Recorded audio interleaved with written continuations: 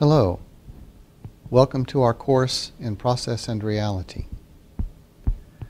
We have been going over aspects of Whitehead's philosophy, and today we will begin to dig into the specifics of his understanding of the universe as articulated in Part 1 on the speculative scheme. If you turn to page 22 of your book, you will see a list of 8 items which Whitehead calls the categories of existence. You'll see them in the diagram in front of you as well. That diagram has been created by a Whiteheadian colleague of mine, Haipeng Guo, in Beijing, and he links it with the I Ching of traditional Chinese philosophy.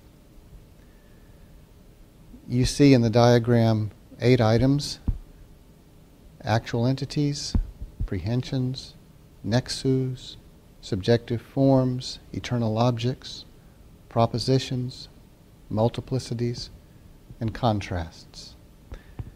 Today I would like to begin the process of explaining actual entities. An actual entity is a subjective process of experiencing the world. It is an event, a happening, an act of becoming. This woman, at this moment, is an actual entity looking back at you. And once the experience occurs, it will become part of the past in her own future, and she will be a new actual entity. An actual entity is a drop of experience. If you look at this woman, the subjective components of her experience are her feelings, her acts of taking into account the world around her.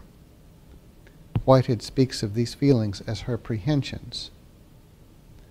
They are the components of the subjective side of her experience. As a drop of experience unfolds, there are many feelings of the past actual world.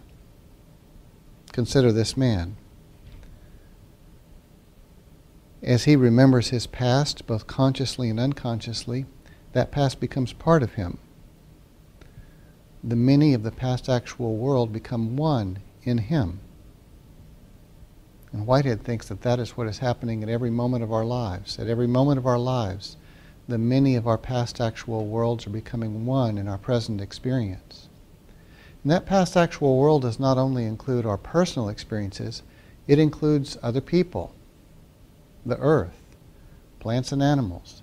Everything in the past is implicated in each present moment of experience. In every moment, the many become one. But as soon as the experience occurs, that experience becomes part of the past, so the many become one and are increased by one. And that gives rise to the fluidity of life. After all, thinks Whitehead, we're not separate from these drops of experience. We are these drops of experience as lived from the inside. This means that we change and grow over time. We are never quite the same at any 2 moments. No one steps in the same river twice, and the person who steps is never quite the same either. We're slightly different at every moment. We too are ongoing processes of becoming.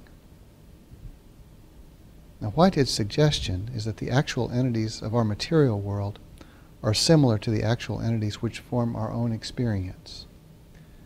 The energy events within the depths of atoms are also examples of the many becoming one.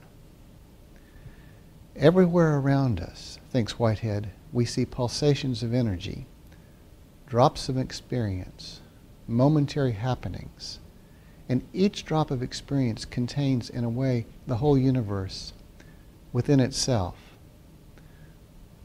The poet William Blake invited us to learn to see heaven in a wildflower, in the universe in a grain of sand.